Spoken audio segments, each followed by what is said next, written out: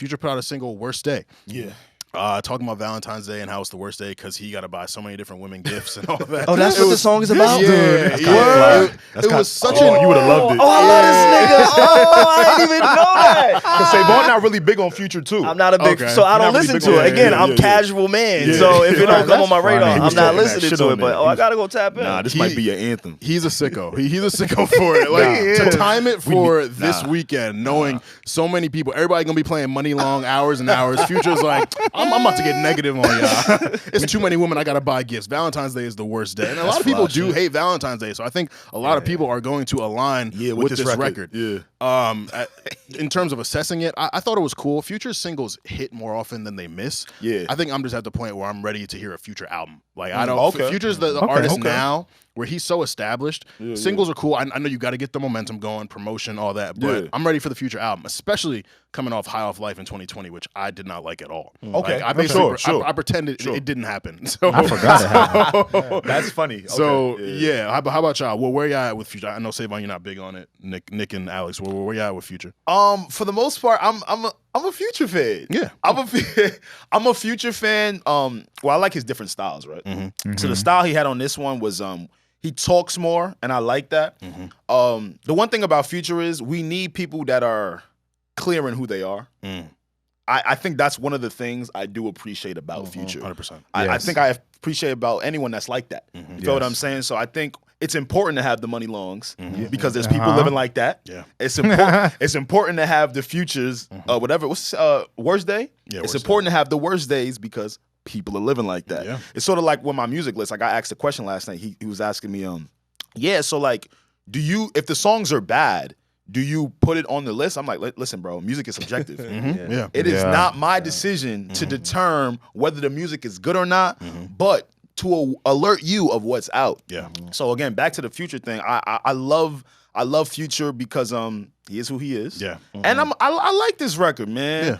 I like when he gets into those Zaytoven, Wheezy type soul Atlanta type beats. Yeah. He usually walks on those. So yeah. So for me, real quick before you No, go, yeah, Nick, just I to know what piggyback you're off what he was saying, because I'm never gonna give like a musical breakdown of anything, right? I'm always gonna look a little bit deeper. So when I hear Future, right, the thing that I like about Future is that he is a master. A lot of people give Kanye credit for this. He is a master marketer. He has a brand. He has an image. He double downs on it. I see he has some content coming with Kevin Samuels. So again, maybe I'm not the music guy, right? I'm not checking for every release, but best believe I'm studying this guy. I'm studying everybody at the highest of levels. That's your marketing mind. So So with Future, it's like, all right, I appreciate the fact that you could drop a song with this concept and then go drop a picture on couple goals with your girl and have everybody fooled. Just like you was popping perkies, but you don't do perks. You don't sip lean. But it's marketing, and he leans into it. He has that brand, and I respect that. I respect him as an artist too. He's not for me. Like I don't listen to him like that, but he's dope. Like I fuck with him, and I like the fact that he's putting a song out like this because I think that is on brand for him. And a lot of artists, they stray away from who they are. They try to switch things up a little too much. Talking about your man 2 Chainz, like my nigga, you 50 years old. Why you got a shoebox on your as your cover, my nigga? Hey, What you talking about? Open a bank account. Hey, all right now. We're gonna get there in a second. But that's it. That's just my Future take. Just my future take. That's funny. We can talk about Chainz in a second. We good. I mean, Future. I respect Future. I enjoy his music. I just enjoy it for what it is. I have no expectations of Future. I don't want nothing from him. I'm not. Hey, I wanted this on the project. No, Future. Give me what I get, and I'll just go with it. I love Just it. want to hear what he has to say. Yeah.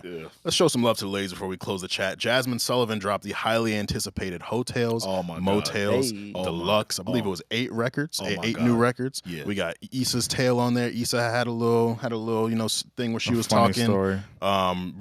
Really great. I mean, I expected greatness from Jazmine Sullivan, and she delivered. I really enjoyed all of it. That's really all I have to say. There's not much to say when something is that great. So I actually was just listening to it on the way here. One of the projects, I'm not really a big fan of skits on albums. You're not. I hate it. I'm gonna be honest with you, Really? Nick. I'm gonna tell you why. Because Tell I'm me a why. type of Let's guy. talk about it. When I get into a car, and this is just probably Alex's brain, I don't do singles or a playlist. People always expect playlists out of me. No, I'm putting on an album. Yes, always.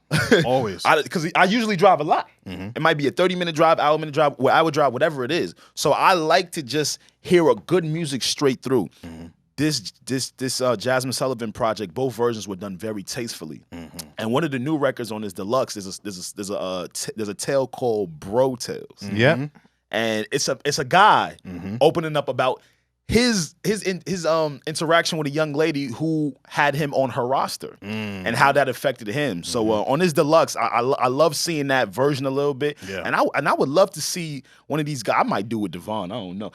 I would love to hear a Bro Tales version of Jazmine Sullivan's, and we could really pull from our distress. Kojo said that too. I seen him tweeted that. I would love to see that because again, a lot of guys don't know how to get vulnerable correctly. Yep. Yes. They don't. It's either way too soft for X amount of men to not want to support, or they don't know how to get vulnerable. They stay very surface. So just to piggyback into what you just said, I loved how she added that addition. I love hearing men's version of things too. We go through pain too. Oh, absolutely. We be hurt. For 100%. Yeah, I love the Jazmine Sullivan. I love her work, her recent work.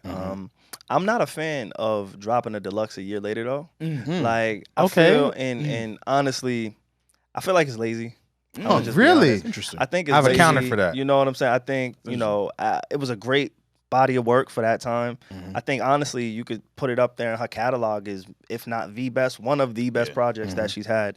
And it's nice to see a resurgence in her career. Like I remember Jazmine Sullivan when I was in high school, middle school, talking about lions, tigers, and bears, and busting windows out your car. I remember that. Like that was the era, and you know. I don't know if it's marketing. I don't know if it's just new life, new energy, new experiences. Timing. You know, like it's timing. And she came back, and you know, it was great to see her. But you know, when I see new Jazmine Sullivan a year later, I don't really look for an extended version of an old concept, an old project. It's like, yo, first off, you don't give us a lot of music, and now you just kind of piggybacking off of some of your older work. I have a counter for that. Talk I agree with you from the musical side, because what I wanted, and we always talk about this from deluxes, I want people to go crazy with, give me a new order, give me a new spin on it, right? It's specifically because she had a lot of sketches in it, right? I wanted a new narrative. What's the motels on the hotels, right? Give me the motels. Right, the mo, right? And so I purposely, I guess, kind of stayed away from the project for a while just because I wanted to hear what was new. And I felt as if there were certain points where I felt like, okay, like I listened to it all the way through. There was some new revelation that I got from the project, but I wanted it to be kind of weaved in a little bit more to what was already there because it was a year later.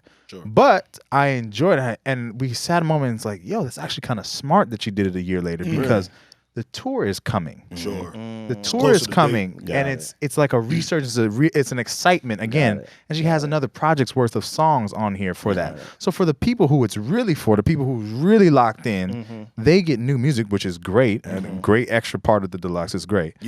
That they're going to be rocking with the tour. So I bet I would love to see in their data from when she released to when right now, what was the correlation of the tour sales, ticket sales, and I bet you it's on an upward trend. Got it. That makes sense. You know my favorite deluxes? My favorite deluxes, shout out to Shawnee Bin Laden. He's a popular drill artist right now out of New York. And his approaches on deluxe albums are just new albums. That is my favorite. I'm not checking the last album to see what was the last song. So on a deluxe, I could see where to start. I just love hitting track 1 on a deluxe project, which is full of new songs. So I think if maybe she could have added that approach, it probably would have felt more immersive. How many songs is on this deluxe? I think 4 skits. It makes it a 24 song with so everything. 10, I think. Okay. It's a long joint. So I think that could have been just a whole different project, marketed different. In my mind, again, I'm not an artist. I don't know what goes into that process. I just look at it as like, yo, it's a little bit lazy because I just want new. If you're gonna give me new, give me new. And I tell SaVon all the time, his casual listener ear is very important. Because this is what markets are marketing for. Like they're trying to accommodate the casual listener more than anyone else. I tell them all the time, it's important to see what you think because that's where people are trying to break. Say,